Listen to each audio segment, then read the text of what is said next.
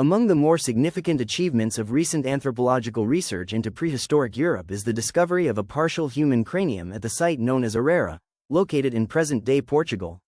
This remarkable find, hereafter referred to as the Aroera cranium or Aroera 3, represents a vital contribution to current inquiries into the evolutionary ancestry of the human species classified as Homo neanderthalensis, commonly known as Neanderthals. Although the Aroera fossil is fragmentary, it has sparked considerable discussion due to its curious mixture of traits, some resembling Neanderthals, others closer to forms traditionally classified as Homo erectus, and still others of a perplexing, intermediate nature. The team of discoverers has wisely refrained from assigning the fossil to any definitive taxonomic category.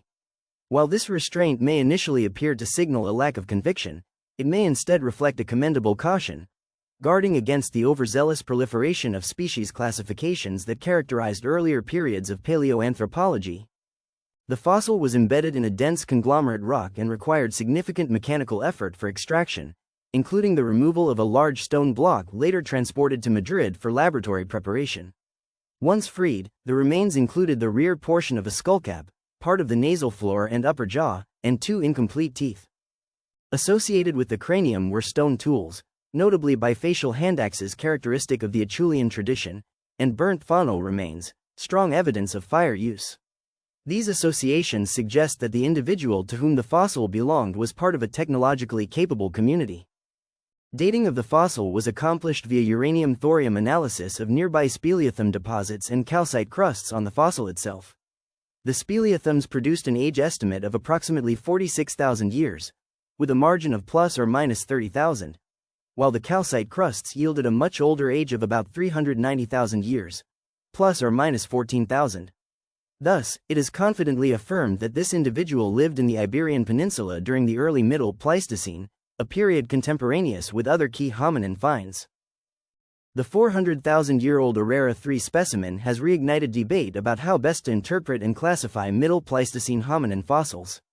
This fossil presents a mosaic of primitive and derived features that do not clearly align with established species, such as Homo heidelbergensis or early Neanderthals. Its ambiguity challenges traditional taxonomic models and invites re-evaluation of the evolutionary dynamics shaping archaic humans in Ice Age Europe. Though incomplete, Aroera 3 reveals traits associated with different evolutionary stages: a continuous brow ridge reminiscent of the Bilzingsleben specimens from Germany, a short mastoid process like the Steinheim skull, and a bony protrusion near the auditory canal similar to Cranium 5 from Cima de los Huesos in Spain. Yet, it lacks defining Neanderthal features such as a prominent occipital bun or a retromolar gap. This morphological ambiguity is not unique. Comparable patterns have been observed at sites in Arago, France, Sicapastor, Italy, and Petrolona, Greece, hinting at a pan-European gene pool marked by regional variation. Advances in ancient DNA research, particularly from Cima de los Huesos, have further destabilized traditional species distinctions. At Cima de los Huesos, dated to around 430,000 years ago, scientists extracted mitochondrial DNA from multiple individuals. Surprisingly, though these fossils exhibit early Neanderthal traits, their mitochondrial DNA does not fall within the Neanderthal lineage but instead shares ancestry with Denisovans, the mysterious sister group of Neanderthals in Asia. This suggests that the Neanderthal lineage was still in development during the Middle Pleistocene. The mismatch between morphological and genetic evidence may reflect incomplete lineage sorting or ancient gene flow between populations that had long been separated. Could Aroera 3 represent such a population, one that contributed anatomical traits to later Neanderthals but retained an older mitochondrial lineage? While we currently lack genetic data for the Aroera fossil, its location on the western edge of Europe raises the possibility that it belonged to a distinct population contributing to the larger Neanderthal metapopulation. To better understand the context in which Aroera 3 lived, we must consider the dramatic climatic transition known as Termination V occurring around 424,000 years ago. This event ended the harsh glacial period of marine isotope stage 12 and ushered in the more temperate conditions of stage 11. During the preceding glaciation, much of northern Europe was uninhabitable, pushing archaic human populations into southern refugia, particularly the Iberian, Italian, and Balkan peninsulas. As the glaciers receded, these isolated populations likely came into contact again, allowing for genetic exchange. The mitochondrial DNA evidence from Cima de los Huesos may reflect such a southern refugium lineage, while Aroera 3 could represent a parallel population shaped by similar forces. This interpretation helps explain both the anatomical variation and the genetic complexity of Middle Pleistocene hominins. Rather than discrete evolutionary branches, these populations formed a web of interbreeding and divergence, shaped by alternating phases of isolation and contact driven by climate shifts. The Aroera 3 fossil, found alongside Acheulean handaxes and burnt bones, points to the presence of both stone tool technology and fire use. Though these technologies were widespread, their appearance in western Iberia, far from the presumed origin in the Levant, underscores the broad diffusion of cultural practices across continents.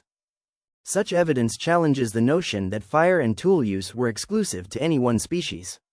Instead, they likely formed part of a shared behavioral repertoire across archaic human populations in Eurasia. This further complicates species distinctions and highlights the fluidity of cultural and genetic boundaries.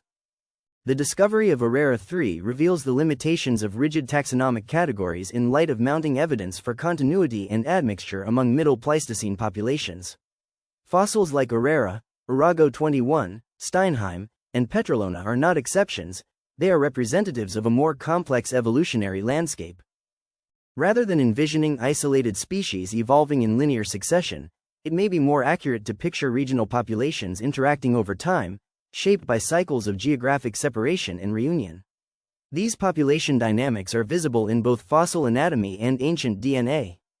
While we may never assign Aroera 3 to a specific species, it remains a critical piece of the Neanderthal origin puzzle. It reflects a diverse and structured population that likely contributed to the genetic and anatomical legacy of Neanderthals, and possibly even to early modern humans. The authors of the Aroera study have wisely resisted assigning the fossil a formal species name, preferring to describe it as part of a morphological continuum. In an era increasingly informed by ancient DNA and regional variation, this approach acknowledges the complexity of human evolution. Recent studies show that admixture between archaic populations, Neanderthals, Denisovans, and early modern humans, was common. This interbreeding suggests that the morphological diversity we observe in the fossil record may reflect population structure and adaptation more than true speciation. Aroera 3 thus stands as a testament to the intertwined nature of human ancestry. Its combination of primitive and derived traits challenges old taxonomic categories and highlights the mosaic nature of evolution. Is Aroera 3 a direct ancestor of the Neanderthals? Perhaps not in a strict phylogenetic sense, but it likely belonged to a population that played a role in shaping Neanderthal traits. It is neither a dead end nor an anomaly, it is evidence of human evolution as a dynamic, interconnected process. As more fossils and genetic evidence come to light, specimens like Aroera 3 will continue to reshape our understanding, not only of Neanderthal origins but of the broader human story in Ice Age Europe.